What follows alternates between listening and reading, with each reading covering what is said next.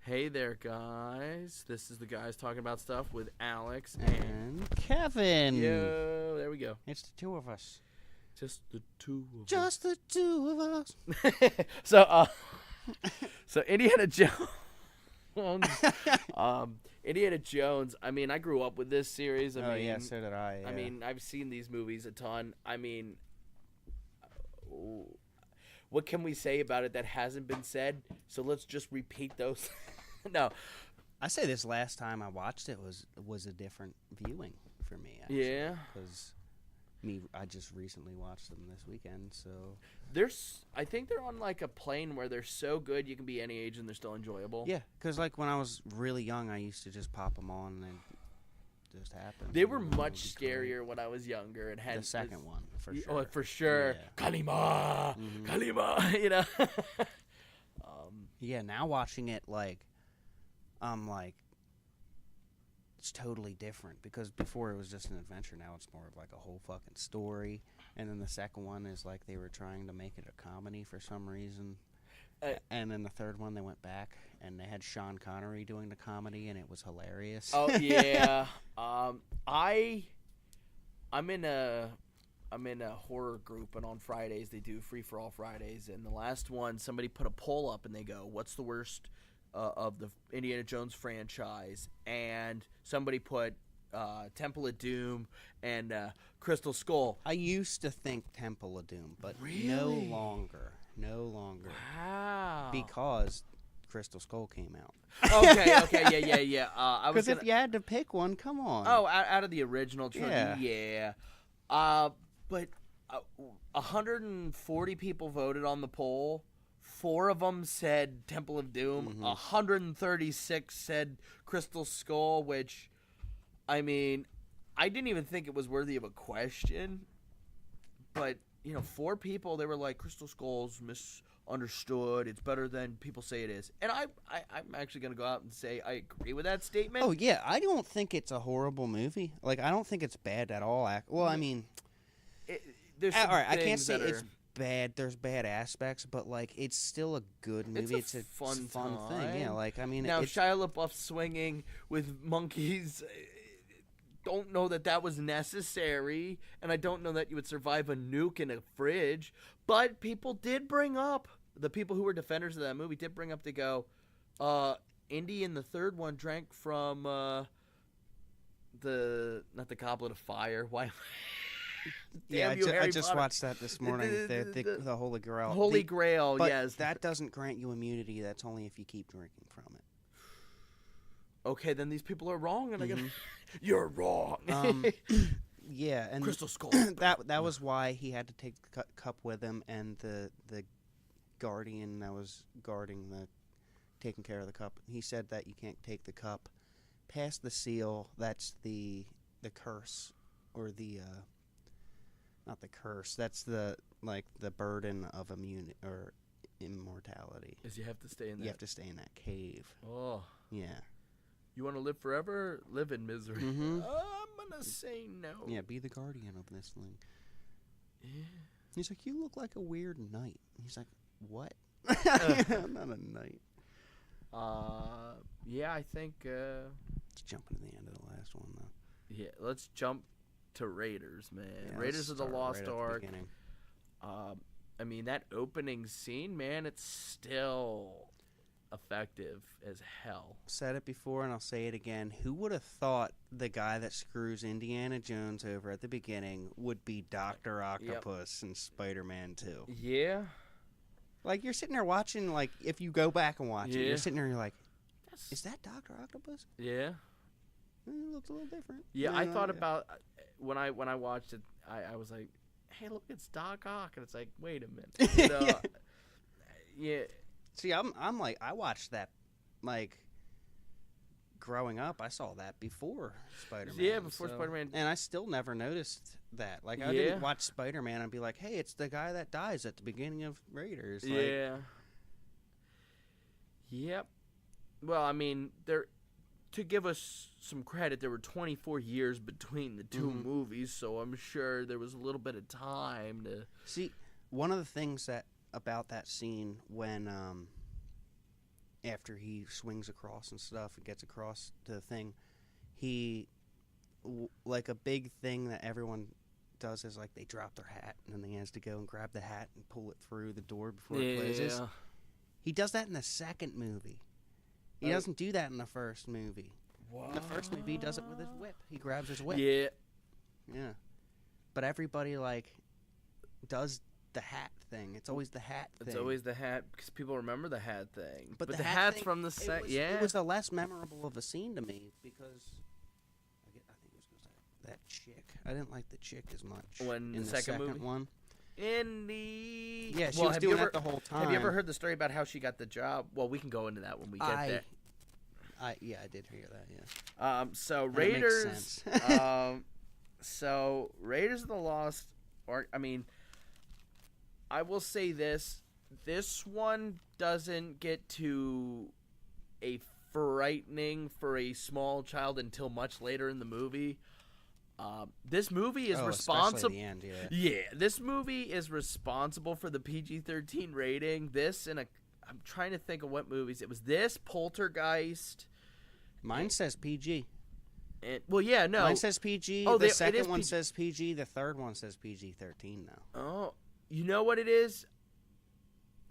The first one in Poltergeist kind of started it, and then Temple of Doom, I'm pretty sure was the one that was like... Because they're ripping people's hearts out. Yeah, we probably need a PG-13. Even though that was more like... It was almost... That movie was almost aimed towards children, too. You know? Which one? The second one. Yeah. Because they had the little Asian kid the whole time, and then they had the equals of Indy fighting people with the Asian kid. They had the little Indian kid that he would fight. Yeah. So they had so you were a kid watching it, and you're like, yeah, I could be that Asian kid fucking everything up. Yeah, here we go. You said lean against the wall. I don't lean against. Okay. It's not my fault. The PG-13 rating was introduced on July 1st, 1984. That's after the second one. The first film to be released with a rating was Red Dawn. Okay, that's interesting.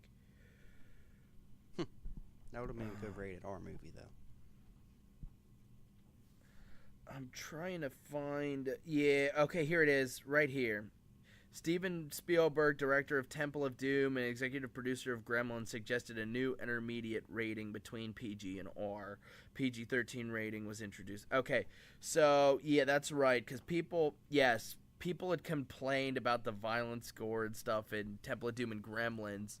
See, it was like the first one and Poltergeist started people asking for a in-betweener rating, because there were movies, funny enough, that would get like an R rating that really didn't deserve to be like given an R, and then there were ones that were like PG that were much worse. And, Airplane.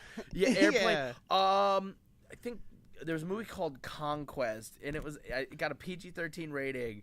And the hilarious thing is there's like a 4-minute scene of a chick washing herself in a lake. Yeah. And it's in a kid's movie. Mm-hmm.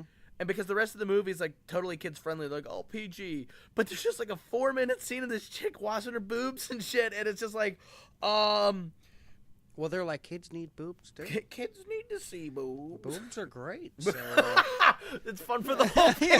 yeah. The dad's like, I'm glad I took little Jimmy to see this shit. The wife's like, they're pretty nice, aren't they? Oh, we just got a couple down votes, but that's okay. Oh, we got an equal amount of up votes. Yep, there we go. We got all the up votes.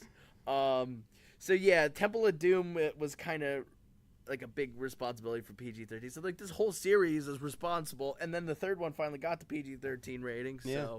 was Kingdom of the Crystal Skull, was that PG-13? I would assume so.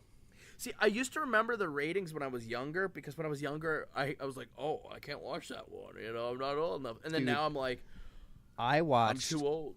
like the Terminator when I was like really young. I was not worried about what the ratings were.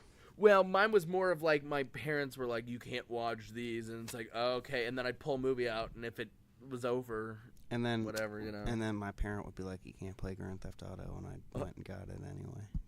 Played the shit out of it. See, I remember the one, like the first,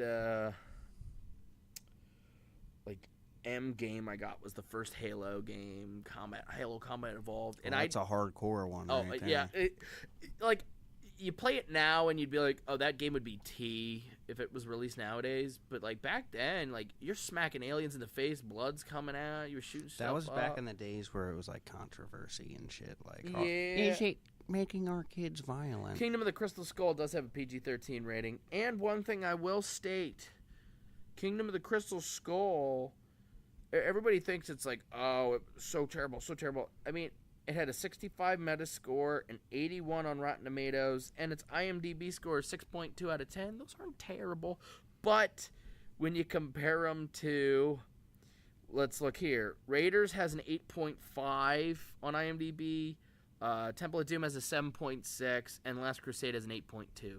So Last Crusade and Raiders are in the top 250 on IMDb, and Temple of Doom isn't. I still think it's a good movie. I mean, Temple of Doom, it has some kind of outrageous moments, like when they pull the boat thing out of the plane, the not a boat. But Oh the blow up. In the second one, Yeah. the inflatable. The inflatable John. Yeah. But you know, there's this connotation that just because a movie's a disappointment means it's the worst thing ever made. It's like, we just got 2 more downvotes. But you know what? Well, it's more of like people have put an expectation on things, which they shouldn't. Yeah. They shouldn't. Oh yeah. I mean, Like, sure, there was the first 3 Indiana Jones, but it's been, what, 20 years? So, like... yeah, it had been 20 years between 3 and Kingdom of the Crystal Skull, and there is that kind of feeling you have to understand is if you haven't, let's say, I know I don't have the this thing is with experience. this one with me was that they totally took it out of it because like the first 3, the second was a little different because I'm not like up to Indian stuff, but like the first one, the fucking Ark of the Covenant, the third one you got the Holy Grail, you know, the second one you got those crystals which are supposed to have like powers and stuff, which and then in the fourth one, the it's fourth an one alien it's an head. alien's crystal head.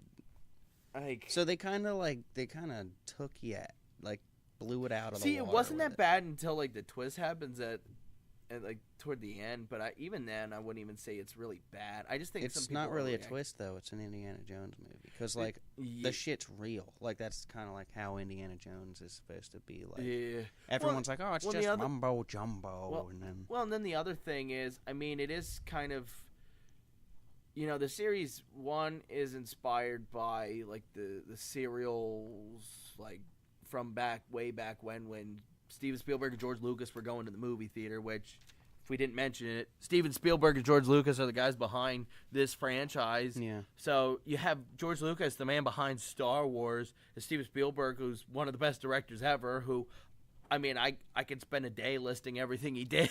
you know, like E.T., man, Jaws.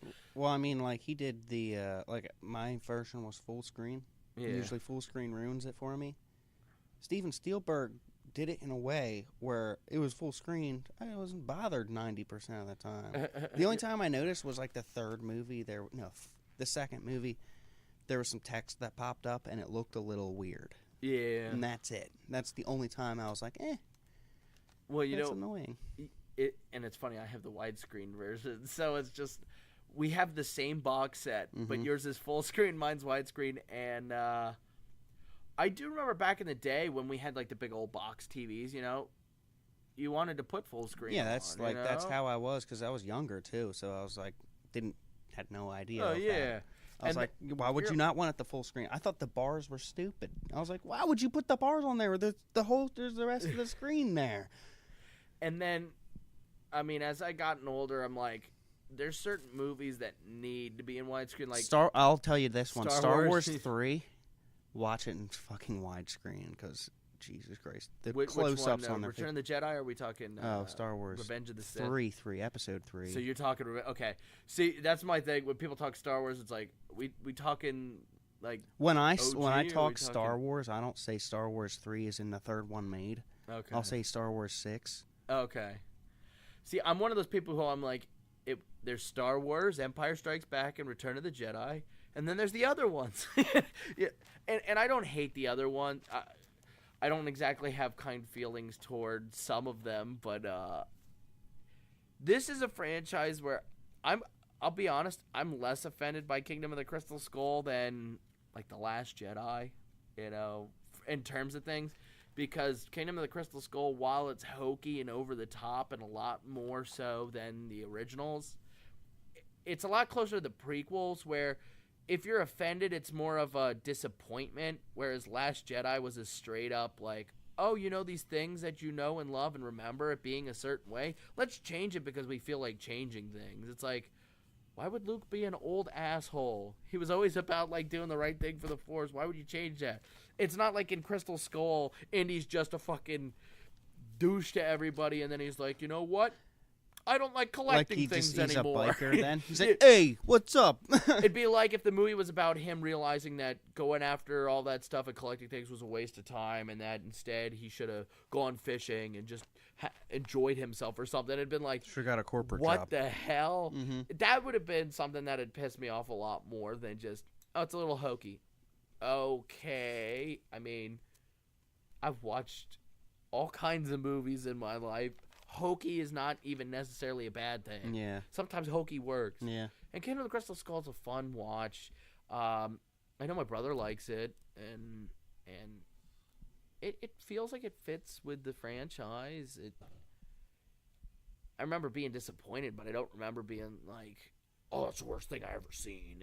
It was like, okay, that was fine. But some people really overreact with stuff to the point where if something's a little disappointing, it's a 0 out of 10. Like, well, look at the prequels. There's some people that give them some major crap. And it's like, are they really that bad, man? Yeah. I've seen, throw on, heck, anything, any kind of generic title horror movie from the 2000s. I'm sure it's worse than Kingdom of the Crystal Skull, Yeah. The Boogeyman. Oh my gosh. Horrible franchise. I can't believe they made more than one of those, but they made them for next to nothing, and they made money because teenagers like going to see horror movies. And sometimes companies just go, well, if they're already going to be doing that, why should we care? Why should we put effort in? We'll just throw something out and they'll watch it. And it works. And the reason why things don't change is because nobody calls people out on their shit. And only when you call them out on their shit, they change. And there's a new Indiana Jones movie coming out.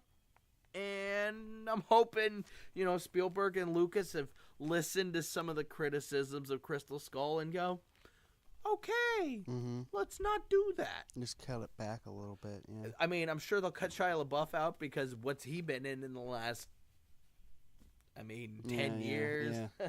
Well, let's go back to the first one. But yeah, back. The first one, like, it's almost like it's like two things, like it's two chunks. Because the first chunk is they have that medallion with the thing in the middle, the ruby in the middle that actually shows you the location of it. That almost feels like most of the movie.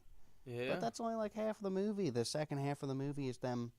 They found where it is. They go down and get it in the big thing, in the big tomb that it's in, and then they transport it in a truck. And the fighting scene on the truck is awesome. Oh yeah, it's awesome where they just climb up and he's just beating the shit out of them.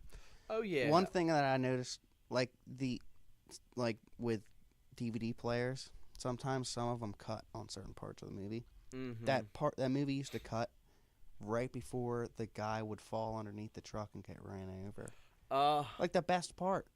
And it'd be like cut out and then it'd cut like 10 seconds. Yeah, I'd be like, no. You're like, but it would have been so real. But like, think about the practical effects of all, like, just that first movie. And I think that brings us back. This is all full circle now. It's like, why the originals work better than Crystal Skull? Star Wars. Well, I was going to say, practical effects, Star Wars man. Stuff.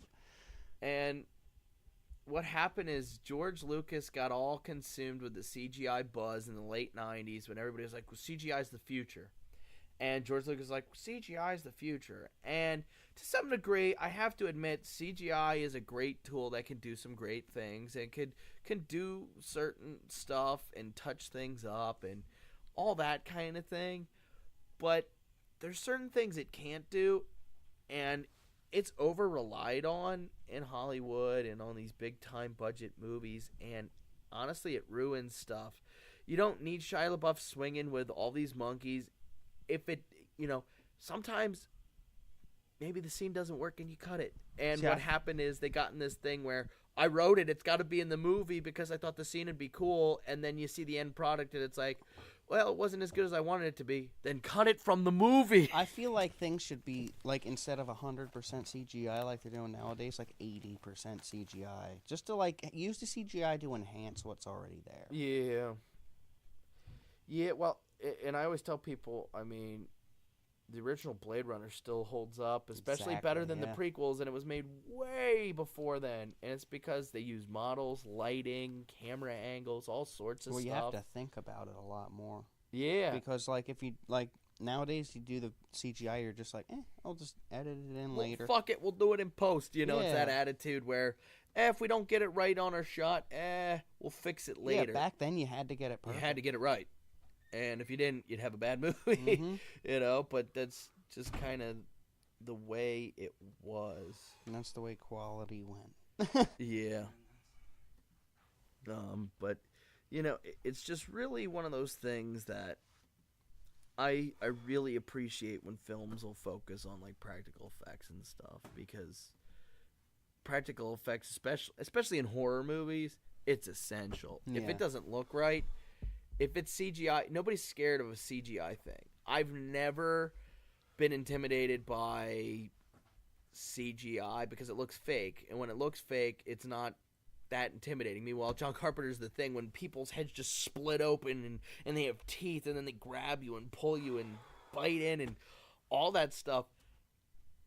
The things that are attacking cast a real shadow from the lighting, and it looks pretty legit. Yeah. It's those...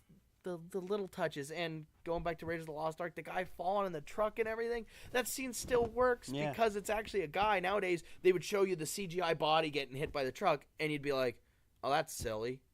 Yeah. You wouldn't take it seriously. Watching the third one, I was thinking, because they showed a guy on the tank tracks, like, fall off of the tank tracks, like, in a way that the tank was driving, and he fell off forward. So, like, he would have fell underneath the tank tracks. And the way that they shot it, like, he didn't have much to fall. And I was just thinking, like... How the fuck? Like, did they... Like, they didn't run him over, obviously. You're like, obviously didn't kill him. Like, did they have the guy roll out of the way? Or did they have this thing on a dynamo system so that, like, he would fall to the ground and the tank would be moving over top him? Like a track system or something, you know? Yeah. Because, like...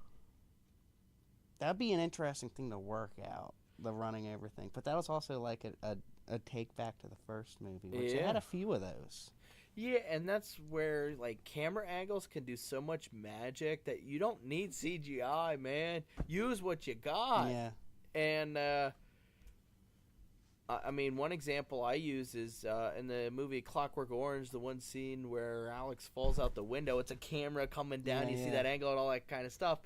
You're getting it from his perspective, and it's actually interesting. Yeah. Where nowadays they just show you a CGI body falling out, and it wouldn't look right. Throw a dummy out. Well, look at the end of Black Panther, and I always bring that one up. I know it's my punching bag, but the end of Black Panther looks like a PS2 cutscene. The CGI is really bad. They over-relied on it. And I know people who aren't even bothered by CGI or they overlook it, but I get to the end of that movie, and I'm just like, yeah, this is pretty bad. I just try and ignore it. Yeah, I just ignore it. I try to, but I'm always bothered by CGI. Like, even I remember getting out of the first Captain America movie, and I'm like, these freaking noodle arms and legs, man, they don't move that way. People don't move that way, and it just looks wrong. Yeah. And it's that uncanny valley of when people are moving in a way that they're not supposed to. And it's because you could tell it's CGI. Yeah. Well, look at Terminator Salvation. When Schwarzenegger comes back, did anybody actually go, whoa, did Schwarzenegger do this movie? No, they knew it was CGI, and it wasn't even. It was pretty bad. And I think that is one thing you can knock against Kingdom of the Crystal Skull is, it's like you have this original trilogy that's so great with great practical effects that still work and hold up, And what do? You have CGI monkeys. It's like George Lucas will never learn, man. Yeah. He had 3 prequels where he didn't hear it, and then he still did Kingdom of the Crystal Skull. Like, what? Oh. Yeah, one thing that, while we're still on Raiders, even though we've been jumping. Yeah, I everywhere, know. But while we haven't moved on from Raiders, I don't think it'd be a podcast if we didn't mention the one scene where he was sick for shooting. Yeah. So the guy Middle Eastern guy comes out with a sword, and a scimitar, and he's like swinging around. And he just pulls his gun out and shoots him. Yeah, it was supposed to be a long fight scene. They had this whole choreographed thing, and then he's like, "Oh, I'm just sick. I can't do it." And you can even tell he's sitting there wiping sweat off his face and stuff like that. And then he just pulls the gun, and it ends up being one of like the funniest scenes. But it wasn't even supposed to be in there. But another part where, like I was saying, that there's a couple times where they go through the movies jumping around like that. In the second movie, when he gets out of the cave at the end, where he gets like near the bridge, he didn't get across it yet. But these 2 guys come up with swords, and they're both like, whoo, whoo, and he goes to get his gun, but he doesn't have it. Yeah. Because the chick threw it out the window at the beginning of the movie. Oh, Dan Aykroyd at the beginning of the fucking movie. So is George Lucas and all them. Yeah. But Dan Aykroyd is the guy that chauffeurs him to the plane. Oh, yeah. In the second one. Yeah. Temple of Doom, yeah. There's, like, they have all these little cameos that are, like, somebody. And then the third one, they have Sean Connery. Sean Connery. The original James Bond. Junior. Yeah. Fucking Junior. Sean Connery has done everything, man. He was in Highlander. He played James Bond. He was in Indiana Jones. He played a talking fish in a Finding Nemo ripoff film. Yeah, actually, look it up. It was his last role. Like, the last thing he did was, like, a voice acting job for a Finding Nemo ripoff movie. And it's, like, so absolute rubbish. He did 2 flops before he ended that. Yeah, he did League of Extraordinary Gentlemen. He's like, I never want to act again. And then he did voice acting, and then he's just like, I'm just gonna call it a day. That man. sucks though, because he's such a good actor. Though. Oh yeah. That's like, yeah. Well, and that's one of those things where it's like, that sucks that like movies like doing those just destroyed his passion for it. Like, I can't even. Oh, it's like in Indiana Jones, he's so just like nonchalantly like dumb in it. He's just like when he's shooting the machine guns, like, and he just like goes across and takes out the tail. He's like, "What happened?" He's just like, "We've been shot." He's like, "Well," and he's like, "Did we get hit?" And he's like, "Well, not exactly." And he's like, "Son, they got us."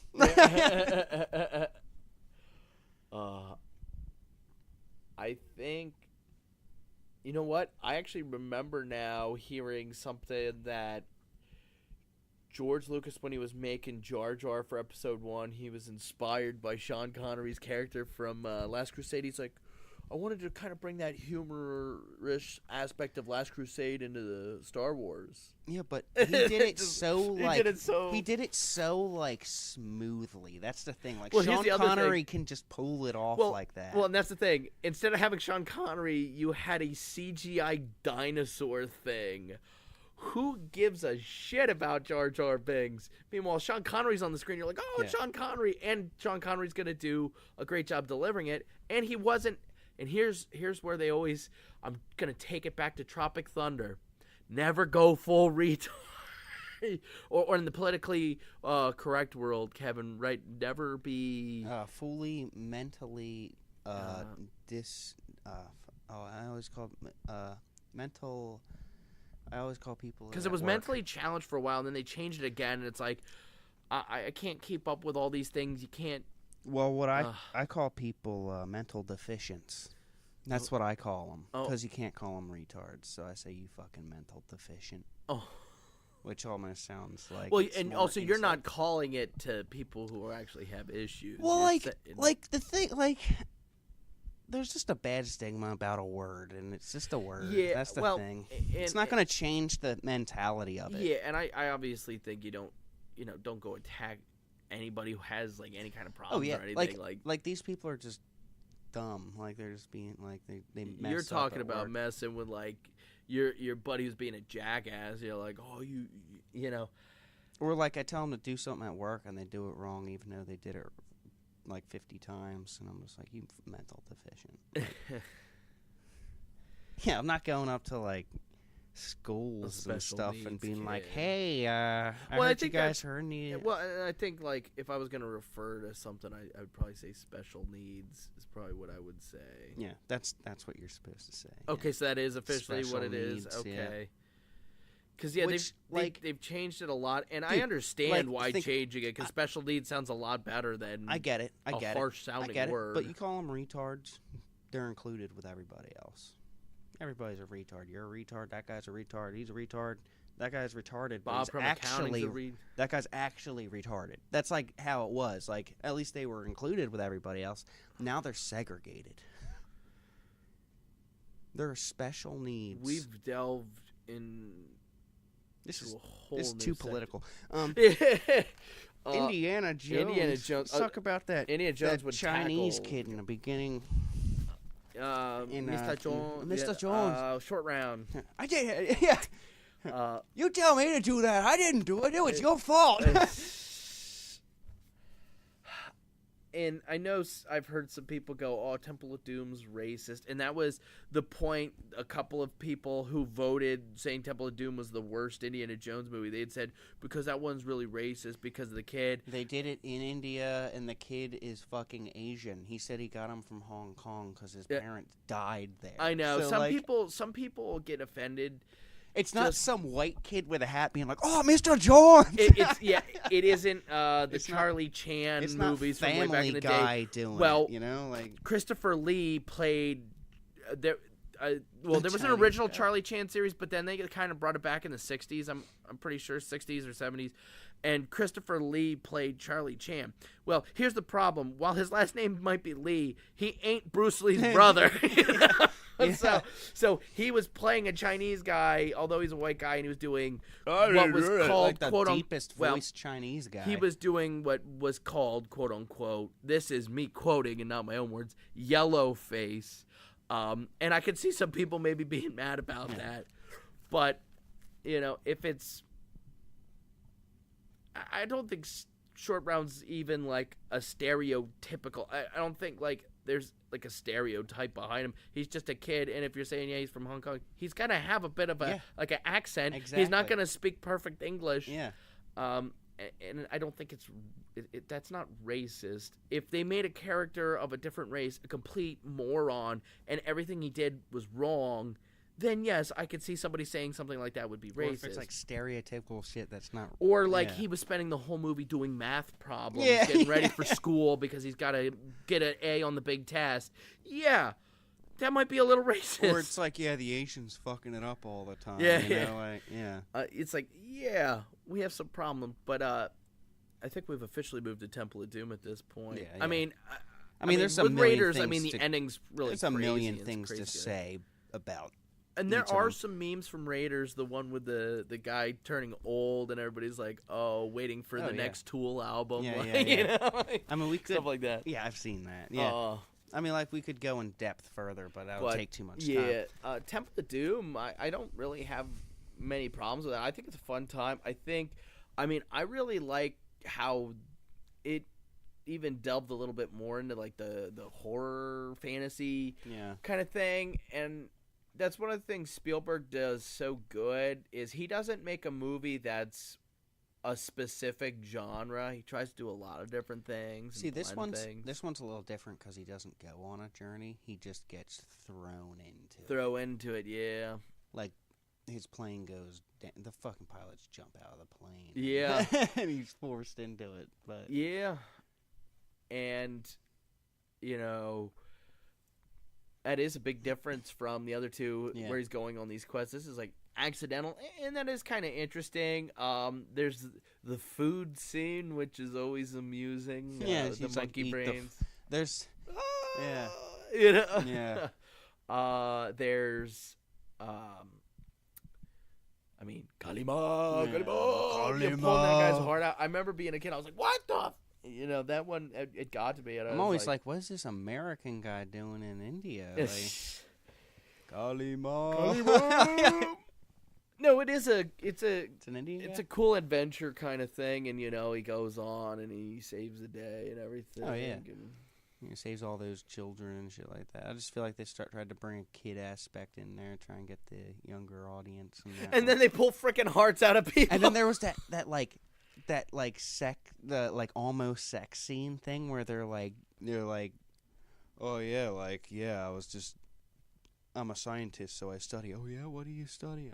Nocturnal activities. It's like all these like things. And I'm just like, damn, he's like getting it. Wow. And then nothing happens, and I was like, this went from like a child's thing to like hardcore, and now it's back to child thing again. But the kids wouldn't know. Oh yeah, I didn't know when I was younger. Yeah. Well, and yeah. Then all you're thinking about. If you have is, good parents, he's you like- shouldn't know he's what like, that is. Oh yeah, he just wants to hang out with her that night, and then the fucking guy goes out and tries to choke him to death. But yeah, that one's it is a good one. I definitely like watching it again. I have a lot more respect for it than I used to, because watching it as a kid, it was the less good one. Yeah, now we have Kingdom of the Crystal Skull to elevate it, so I mean, even you've then, got to have even a so, punching like, bag. even so, I don't like I don't like how much comedy aspect that one has. Like, they tuned it down just Kingdom a of the little Crystal Skull. bit. No, the second one. Oh, Temple of Doom. They just kind of like they threw some really like. Oh yeah, it's like they're really trying to be funny on this one as opposed to the other one. Yeah. And then the third one, they had the aspects in there, but they went back to the first ones. Yeah, the third and the first you could probably do as a double feature, and you wouldn't even miss Temple of Doom, honestly, because they feel pretty connected in a lot of ways. I mean, Nazis. Yeah, there's not Nazis at all in the second one. No.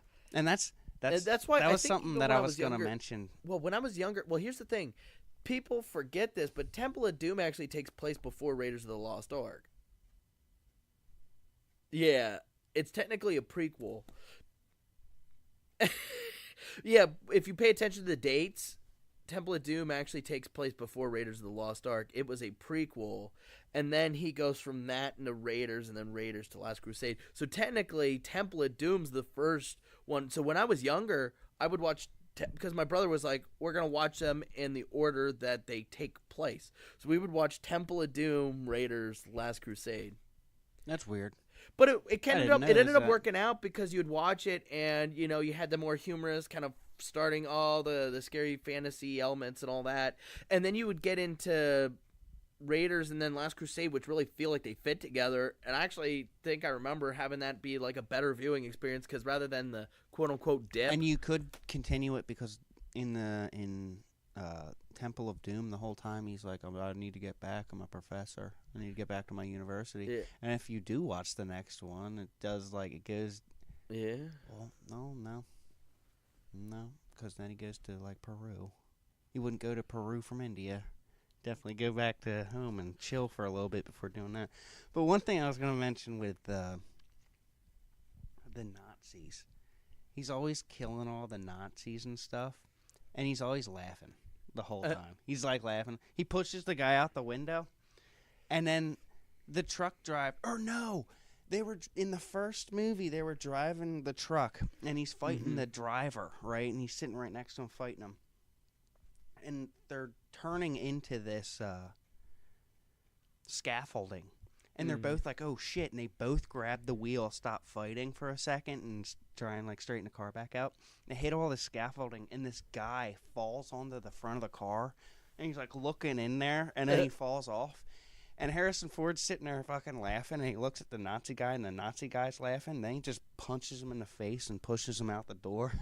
And then the third one, when they're driving the motorcycle, him and his dad, Sean Connery, and he's like sticking the pole in the spokes of the bike and blowing it up, and then he's like laughing and shit, and Sean Connery's just sitting there like looking at his watch, being like, "This motherfucker." One thing I don't understand is how Sean Connery's like straight Scottish, and then Harrison Ford's the most American person. You're not supposed to think about it that much. Well, here's some interesting, something interesting for you here. Raiders of the Lost Ark's budget, $18 million, made $390. Temple of Doom was made for $28 million, made $333. And then let's get to Last Crusade. Last Crusade. Come on, get me to Last Crusade. Where is it? I'll just go to the franchise. Last Crusade, $48 million, made $474 million. I thought that would have been more because of the tanks and shit like that. Yeah, it did have a bigger budget, and then I'm gonna tell you, Kingdom of the Crystal Skull, and this one's gonna be interesting. It's gonna be a higher one, I bet. It's gonna be the highest one, I bet. Oh, watch it be like 15 million. 15 million to pay all of them. Budget for Kingdom of the Crystal Skull, $185 million. Called it. Yeah. Made $787. Look at the quality. These movies still made a lot of money. So I like the grittiness of the film the way that they shot the old ones. But this new one's like digital, I guess. Yeah, well, and they rely on CGI, but it's like, look how much money they spent for a not as good movie. And maybe CGI that goes is expensive. I know, and it doesn't look that good. So I'm always like, save the money, and that's what always gets me is when a movie will skimp and they won't get like a good actor because he wanted $30 million, but then they'll go drop this mega budget on CGI, and it's like, you spent all this money for a shitty looking movie, but you wouldn't get a good actor. Yeah. Like, are you freaking kidding me? Yeah, when the actor will do everything it's like, for it. We can get DiCaprio, but he's going to cost $2 million more. No, we're going to have to save that $2 million for our $800 million CGI budget. It's like, dude, why would we come do on. that when we could just CGI his face in? So, I think another interesting thing is when you look at who wrote Kingdom of the Crystal Skull compared to the other ones. I'm pretty sure all of them were written by Lawrence Kasdan, and then the new one was George Lucas, and George Lucas. Well, yes, was listen to this. So let's do this up. So Raiders of the Lost Ark was written Lawrence Kasdan with George Lucas and Philip Kaufman. Okay. Temple of Doom. George Lucas, Gloria Katz, and Willard Huck. Okay, so that one wasn't Lawrence Kasdan. And then you watch Last Crusade will be. No, Jeffrey Boehm, George Lucas, and Menno Meyjes. Okay. Oh, and Philip, and, well, no, it's based on, okay, anyway. And then, okay. So, no, Lawrence Kasdan didn't write all of them. Yeah. But he did help with the Star Wars movies and the first Raiders of the Lost Ark. And Lawrence Kasdan's a great writer. I think that might be an understatement because when you look at things he wrote, Empire Strikes Back, Raiders of the Lost Ark, Return of the Jedi, Force Awakens. He also wrote Solo, a Star Wars story. Wow. That's interesting. Well, let's check out filmography, Body Heat. I'm trying to find anything. Okay, Big Chill. He even directed that. He wrote The Bodyguard. He wrote and directed Dreamcatcher. Oh my gosh, his career went down the shit.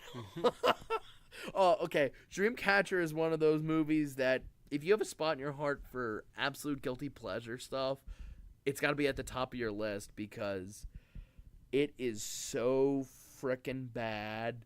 From the CGI looks terrible. It's like these aliens come down and they like probe you up your ass or whatever.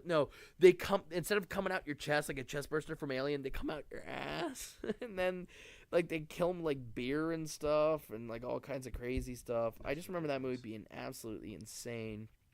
But Indiana Jones, man, this is one of those great franchises that we haven't talked about the last two installments yet, but it's a great franchise.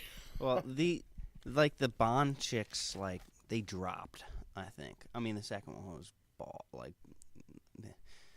So they had like a strong first one. Second one, Oh, they could have gone without so you're saying like the leading ladies, the Jones girls instead of the Bond instead of Bond girls. girls. Yeah. Karen Allen's great in the first one. Yeah. She's a great actress, and I really like her also in a movie. John Carpenter made a movie called Starman, and it's Jeff Bridges and her. It's fantastic. It's so underrated. Not a lot of people talk enough about that. Yeah. But I think it's one of Carpenter's best films, and she's great. But yeah, she's really great in a lot of things. She's great in Raiders, and then. Who's the lady in Last Crusade? She's like that, like German chick. Okay, yeah. But the one scene that she's better than Indy. Yeah.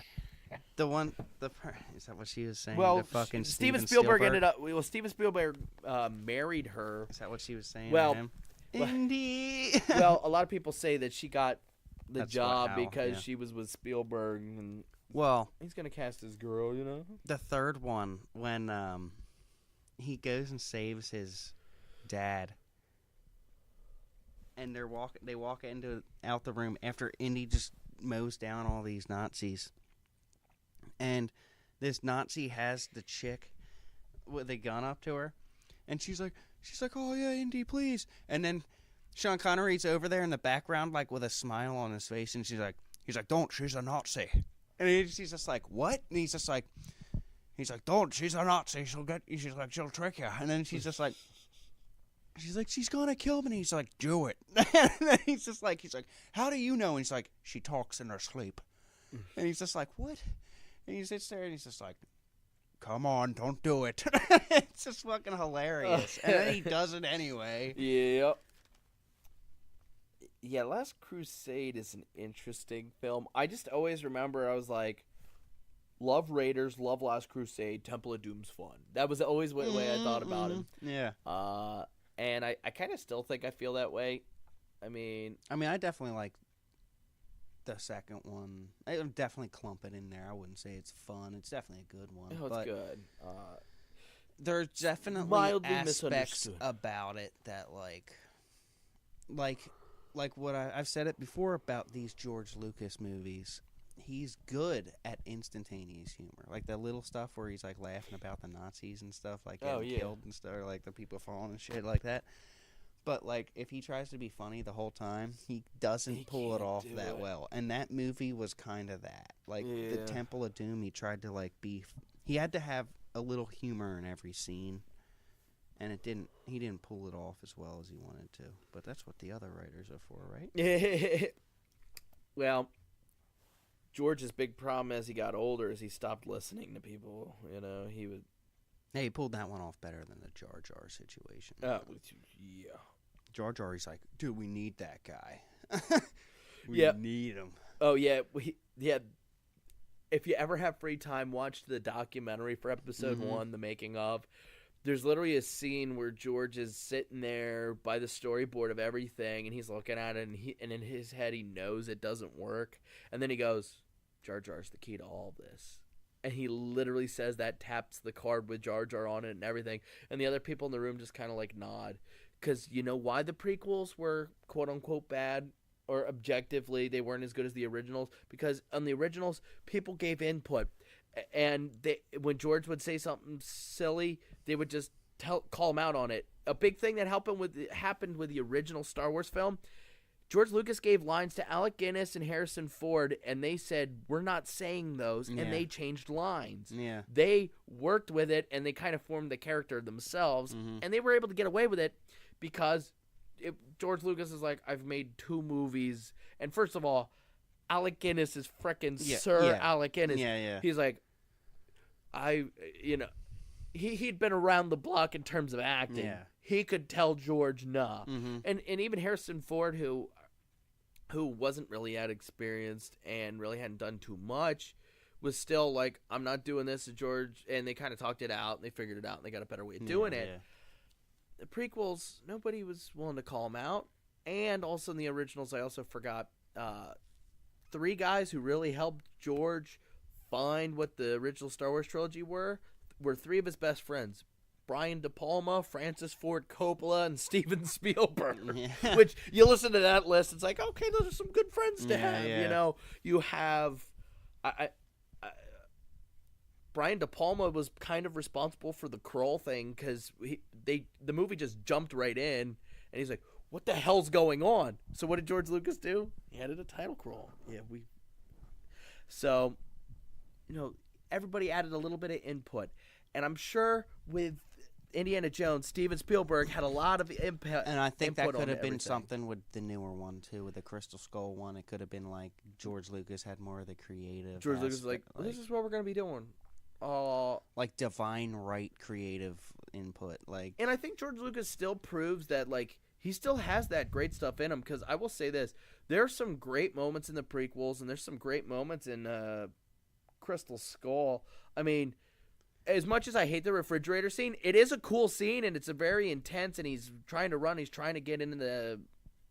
Well, I'm not like he's amazing. I mean, like you can't he can't just deny needs that. people to cut away the stuff that doesn't work. And isn't that like good. you evolve different ways. Like he doesn't stick around the people that are there cutting the shit out, he's gonna keep evolving in ways that like aren't the best. Well, M. Night Shyamalan's a great example of that, where his first string of movies were all fantastic, and then all of a sudden he stopped listening to people, and then all of a sudden we had, Last Airbender coming out and After Earth, which aren't the best of movies. And it's because instead of the people kind of helping him trim away the stuff that doesn't work, helping to maybe rework things and find the best story he can in it, he's just pitched the idea. People just said, yes, here's money, make it. Yeah. And it's because Well, everybody like, was working with, they're like, it's M. Shyamalan, Night yeah. Shyamalan, whatever he's going to do is right. So they just throw money, and then when it didn't work out, they were like, oh, wow, that's crazy. So I think it's a big learning lesson that a lot of times you got to use feedback and input from other people to help kind of find what works and what doesn't work in the stuff you're doing. Yeah. And I hope George can learn that, and then they make another really good Indiana Jones movie coming up, and maybe he gets his hands on another Star Wars movie. Ooh, I said it. Mhm. Oh, we're going there. But, Yeah, that would be cool. Yeah. I think just a quick wrap up of Last Crusade. It's a good one. That's a great tie-in. It's with a things. great wrap up of Yeah. the originals. Like it really has the feeling of the first one. It has like none of the second one. The first one, like they slam fucking dunk. The whole movie's great. Oh yeah.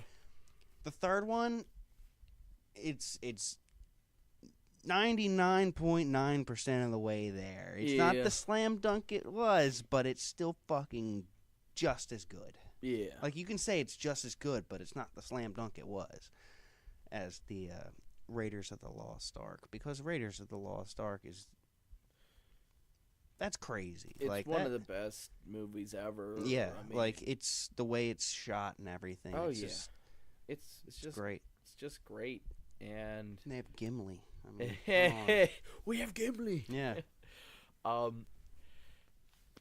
think it's finally time to move on to the Young Indiana Jones TV series. No, the Young See, Indiana- no. I'll talk about that very briefly at the end. We have to talk about it. The dark horse, the black sheep, whatever you want to call it, of the family. Indiana Jones, Kingdom of the Crystal Disappointment. I mean, Crystal Skull. What are your feelings on it, Kevin? I think that'd be interesting to hear. Well, I mean, like, you can only go back to a series that you made 30 years ago so well. You know, like, you're not going to Yeah. make it another fucking perfect one. It's hard to recapture the magic you had Exactly, in that time. And you have to take into account that the fact that there are more availability to technology that they could use to make more crazy things, like them fighting on top of that big, like, jungle destroying machine. Yeah. They're gonna use it. So that kind of like before they had that subtleness that made it more realistic. Yeah. Nowadays in movies they kind of just blow it out of proportion in ways that like Like, yeah, it's an Indiana Jones movie. Let's just blow it out of proportion. I think it's kind of a result of the way the studio system's going. Because it used to be filmmakers were kind of, here's money, It's more independent. make it. It's more independent. Like, you They had to just find cared this that stuff. you got the job done and that it was as good as you possibly could do it. That's what mattered. Nowadays, they're involved in they micromanage every single aspect, and they're not necessarily. I'm just going to go out and say it. They might not be the best suited people to understand every process of making a film and making sure it's good. And maybe the people who actually make movies should be Yeah. a little bit more Here's a way of in thinking control about of it. making the movies.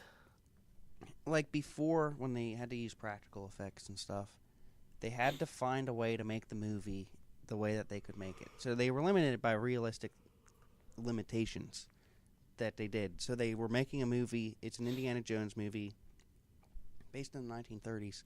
That's doable with practical effects because it's all 1930s shit. Yeah. But, like, you get to Crystal Skull in, like, was it the 50s? Yeah. So you get there. Nowadays it's CGI and all that. And, like, he's not really thinking, like, what am I limited to on how I could make this movie? They He's just- sitting in a studio, and they're just like, what do you want to make this movie? It could be anything. Hey, George, you can have anything And I you feel want. like that is part of the issue. Like, if someone gives You you... need If limits. someone gives you that shit, like, if Ridley Scott had all that stuff for Blade Runner, had the stuff we have now for Blade Runner, and then he made movie now, it could be fucking trash. Total trash. Yeah. But, like, I could be wrong about that, too. Well, I would. But, like, I would say it would probably still. Well, Ridley Scott. it wouldn't be what it was. No, But, he's like- always been an incredible like, visual what it would- director. That movie would be so much more eventful. Yeah, they'd be like, well, people have no attention spans. We have to have something happening every single second. And it's like, no, you don't.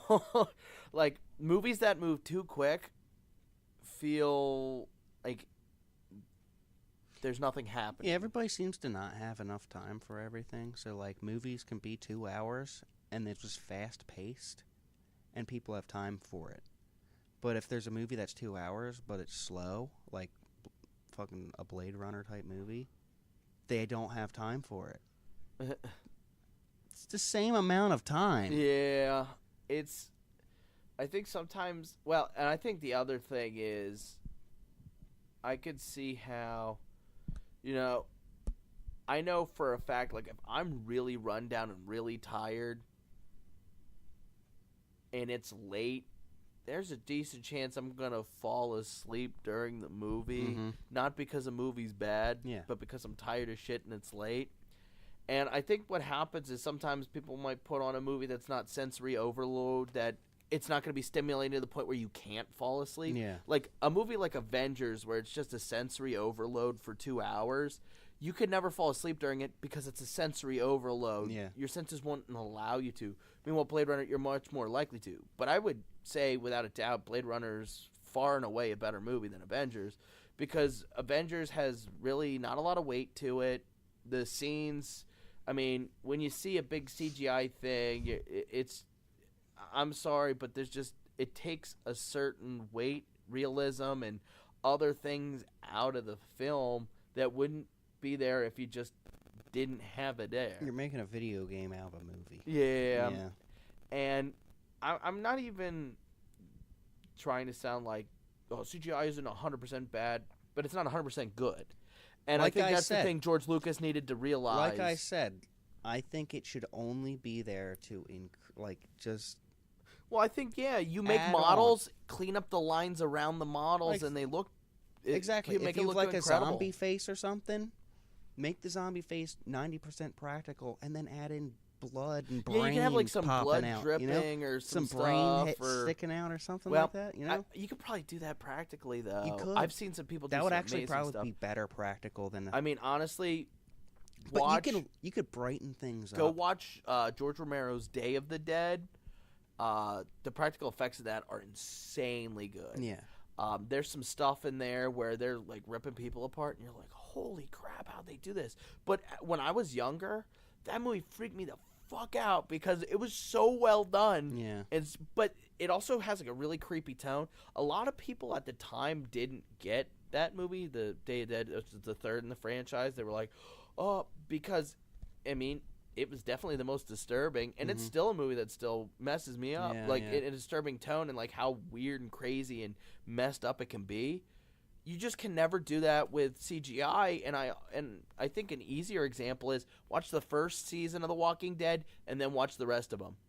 The first season's almost all practical effects. You had Frank Darabont writing the show, and it's 6 of the best episodes of television ever. It was great. Like, and all then they guts and stuff like that. And then they kicked Frank Darabont out of his own thing and said, we're just going to CGI it because all that other stuff was taking too long. And rather than taking the little bit of extra time to make it look better, it all and make sure the story all worked, became people walking around. That's what it became like. I do like The Walking Dead. I don't even want to come off like I'm hating on the show. Oh, I've watched I've watched all there is on Netflix yet so far. The first season of The Walking Dead is so incredible, and had they just not lost their tizzy with Frank Darabont, that show would still be as good as the first season. Oh, yeah. I still think the second season was great, too. I think the second season was like somewhere in it is when they kicked Frank Darabont out of his own show, which is I don't want to go down that rabbit hole because AMC says they didn't, and Frank Darabont says it did happen, and there's a big lawsuit about it. So I guess it's a he said, she said. But then again, I'm pretty sure Frank Darabont didn't spend years developing this with the original creators of the comics just to like walk away after a season and a half or whatever. Yeah. So I'm gonna kind of take his side. Yeah. And I typically take the side of filmmakers because I feel like there's a lot more passion coming from them than some corporate suit who's only looking to make money. They don't really care about the end product as long as it makes money. Like a movie like Bird Box, a lot of people watched, but it's a shitty movie. Just because it's popular doesn't mean it's good. A good segue from that back into Indiana would be the practical effect in The Last Crusade after the Nazi guy drinks the wrong cup. Yeah. And you can see the cuts too. He's sitting there normal, he drinks the cup and he's sitting there, he looks, and then it cuts to inside where he cupped the water from, and he looks kind of wrinkly again. Then it cuts over to the chick, cuts back to him, he's a little bit more old. And then it cuts to him turning, and he's like really fucking old. And then it just goes to like, what I don't know is how they did was when he grabs her, and it's from behind, they're just showing behind him. He ages, and his hair just grows real long and shit like that, and he just like fucking ages real quick. He turns into this really old guy like real quick. I don't know if they like did this stop motion effect type thing for that. But it's weird. Because like the guy grows long ass white hair and goes bald and shit like that. Yeah, then it cuts to the thing's face and it melts and like the skin dries out and shit like that. Yeah. It's crazy. Like the process of doing that would like figuring that out would be pretty insane. Oh, I'm sure. And that would be a great thing for I'm glad they didn't have CGI for it, but that would be like a good CGI helping thing for the transition. Just transitioning. That would be what it would be good for. Mm-hmm. They did everything practical, but then they transitioned with CGI, just so it moved more fluently, so they didn't have to have that cut, jump cut. I mean, I know a great example I use when I talk about, I think, a perfect balance in terms of practical and CGI. I think one of the films that did it best, and I might be slightly biased here, but I really don't think I am. I know some people hate on this movie, and I've never understood it. Blade Runner. No, Prometheus. Yeah. Ridley Scott's Prometheus. It's, prequel to Alien, and then it went to Alien Covenant and stuff. But Prometheus had such a perfect balance of practical and CGI, and you know what the movie's budget was? It was only like $80 million. Yeah. If Prometheus can be made for $80 million, I don't understand where the hell $300 million goes for an Avengers movie, because Avengers looks like garbage compared to Prometheus, and they came out the same year. Robert Downey Jr., Chris Evans. Well, I know guy quite a that bit of plays the money Hulk. went to them. Like the But actors. no, Like that's but what like it you is. look at the CGI, like the effects budgets. Those Avengers movies always have the Marvel movies always have these huge CGI budgets, and they don't look good. Yeah. They look okay. Yeah. And that's the thing. I don't want to come off as a Marvel hater. I think those movies are fine. I think a lot of them fall under the fine category, and some of them are on the better side of things. But is that the best you can do, Disney? But Come on. Yeah, you watch Prometheus. I mean, there's some stuff in there, but there's some stuff in Prometheus where they did it practical that everybody assumes is CGI, but it looks way too good when you notice things. Well, I don't want to like say this is how they do it, but I feel like they just have so much money, Disney, They could just that they're just like, we could do this CGI way faster than we could get the practical done. So we might as well just we'll make more money doing the CGI because we'll get it out faster. yeah. That's probably what it is.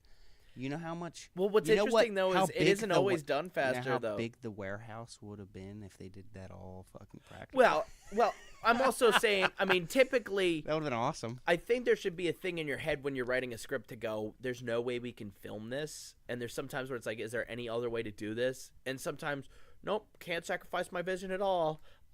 Sometimes you've got to make a little bit of a budge for the sanity of finishing a project. Yeah, exactly. And I think some people are just incapable of sacrificing any bit of their vision. I think you said incapable, which would actually be a good definition of what you just said. They're incapable. They are incapable of caving. Yeah. Yeah, they really... It's that attitude where I think sometimes also the producers are going, we're going to have a giant tank. And I think some of it also comes from that aspect of we have the money to do this. Small independent films could never have a 200-foot tank thing in it. You couldn't do that if you're me. I just thought about how to do a 200-foot tank. You know what? You get a could do some regular tank, stop-motion get a stuff regular where you tank, shoot it, shoot all the scenes with the tank moving around and shit with the regular tank. and then you would do it. And then you make a set of big, giant tank parts, and then you put people on them, regular-sized yeah. people, and like, I'm standing on the side, and you're just like fucking giant side of the tank thing. They wouldn't make that nowadays. You know what they would do nowadays? They'd be like, all right, stand on the regular tank. We'll shrink you down in post. or we'll blow up the tank. No, they have you standing on top of a giant, green styrofoam Yeah, thing yeah, with in a green room. I mean, watch the making of the prequels. If you watch any of that stuff, they're always Star in Wars? Yeah, the Star Wars prequels. Yeah. They're always in these You're green right. rooms, and it's like, ugh. But But it looks that CGI looks amazing. Like Star Well, Wars, like oh, there's some stuff that those prequels, like you can't bitch about the CGI in the prequels. for just about everything, I would say like buildings look good as CGI because it's a building.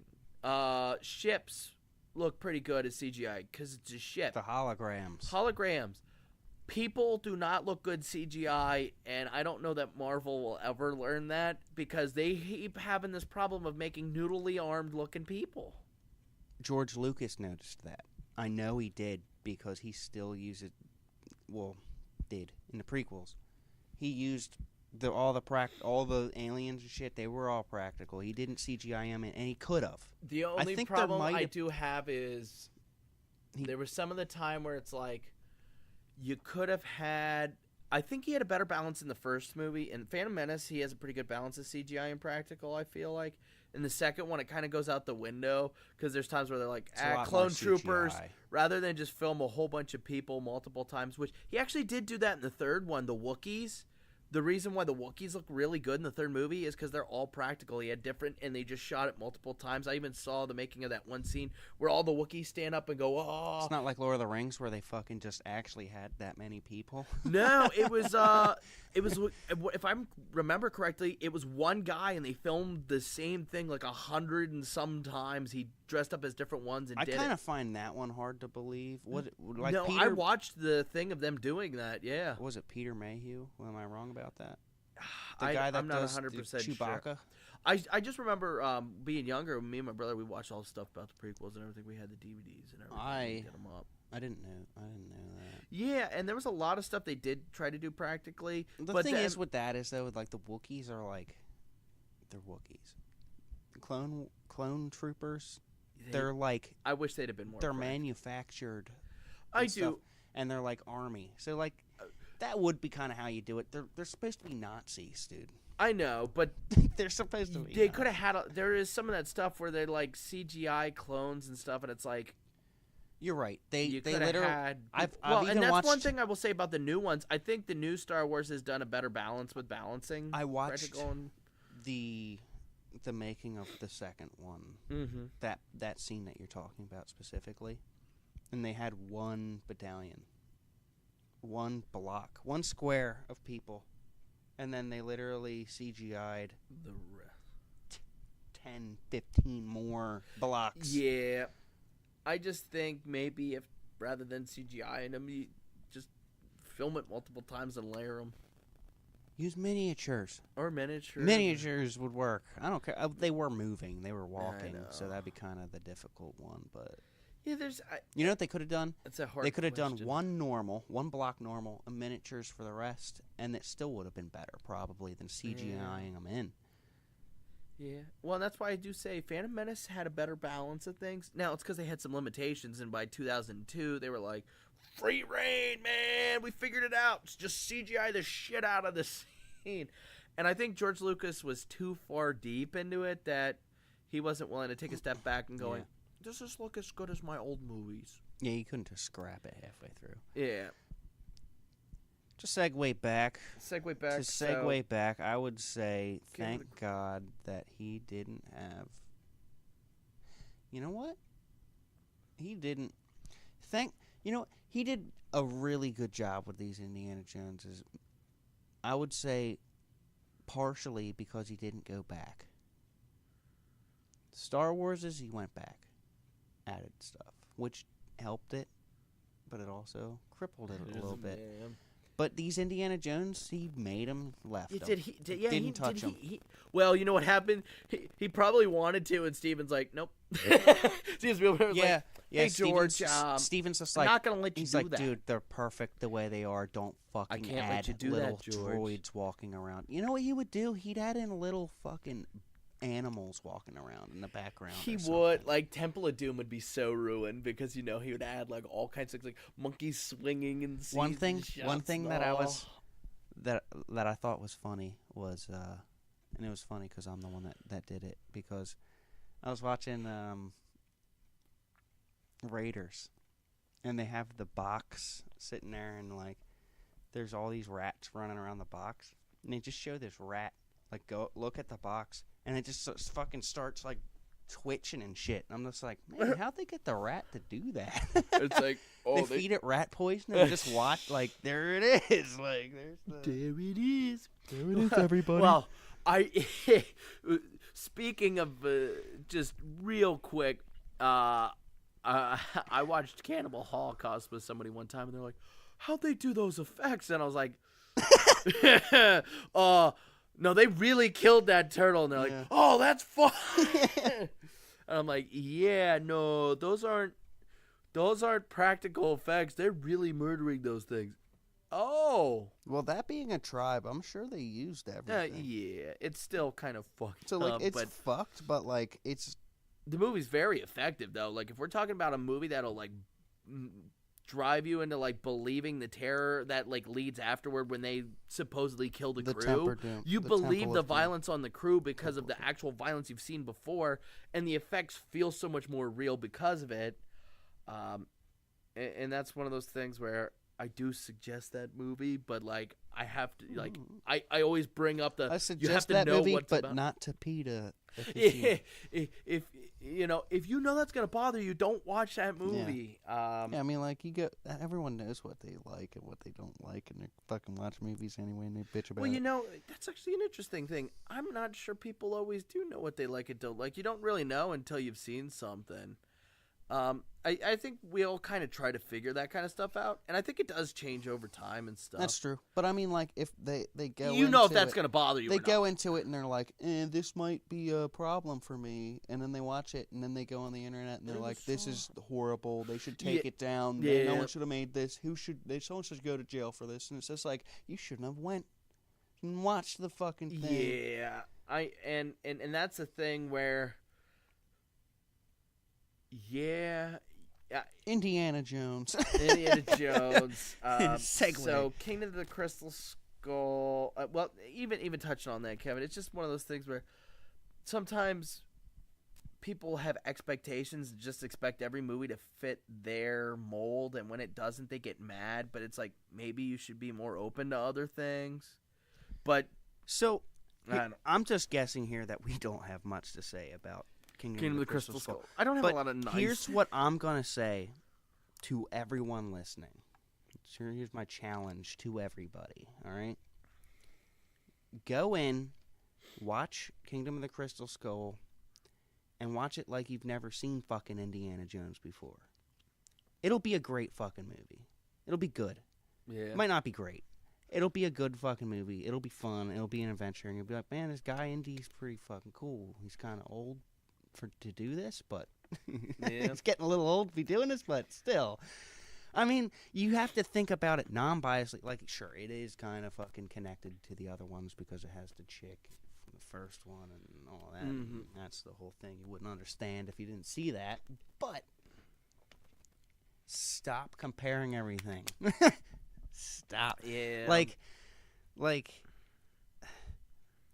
you're let's say musicians, they make 5 albums. 3 might be good. 3 might be good. 1 might be great. You're not going to make 5 awesome albums. Rarely does that happen. Yeah, rarely. Like Led Zeppelin, but like Led Zeppelin. But, I mean, that's a bad representation. Let's say you make 5 albums, but all those songs on those albums, those even separated into more things. You're not going to have 20 hits. Yeah, it's kind of... You might have 1 hit an album. And... Unless you're Pink Floyd. yeah. You have a whole album. That's Awesome. That's 1 song. Yeah. You could argue that that's 1 song. We're in a whole new realm here. The Dark Side of the Moon song. It does work as a song in its entirety. I mean, because you kind of have to listen to it all together. You could technically not, but I usually do. But sometimes I just listen to us and them, so I guess. Anyway, so Kingdom of the Crystal Skull, it exists, and we have to acknowledge it. And I have your challenge for you there, so And we have a challenge. go ahead and do that. And get back, and you guys will probably watch it again and be like, man, that wasn't as bad as the first time I saw it. Yeah, and just some other Indiana Jones stuff here, just to get it out there. There was a book series for quite a bit, a whole bunch of books in the Indiana Jones. They have a bunch of comic book series. Steven Spielberg, my bad. George Lucas even did a Young Indiana Jones show in the early 90s. Did that have, what was his name? I just looked it up. The kid that's in the 3rd one? Sean Patrick Flannery. Well, no, Young Indiana Jones is supposed to be Indiana Jones when he was young. Is that who plays Indiana Jones in that? Sean Patrick Flannery? Because I don't think that guy is in Indiana Jones. I looked it up earlier, and it was like, I think it was somebody's name that was familiar. He died, though. What, River Phoenix? River Phoenix. Was that, is that Joaquin Phoenix's brother? Okay. I'm pretty sure, yeah. Because I looked it up on IMDb, and it did not say that was his brother. But I remember hearing that Joaquin Phoenix's brother died. Yeah. But River Phoenix is young Indiana Jones in The Last Crusade. Yeah. Is he in In the show The here, show. there's Corey Carrier plays ages 8 to 10 Indy. Sean Patrick Flannery plays 16 to 21. Harrison Ford plays age 50 Indy, and then George Hall played age 93 Indy. And he would the old version would bookend the the episodes kind of thing, and then Corey Carrier did the first 5, and then the last 17 were Sean Patrick Flannery. Harrison Ford was in 1, and that was the 20th. So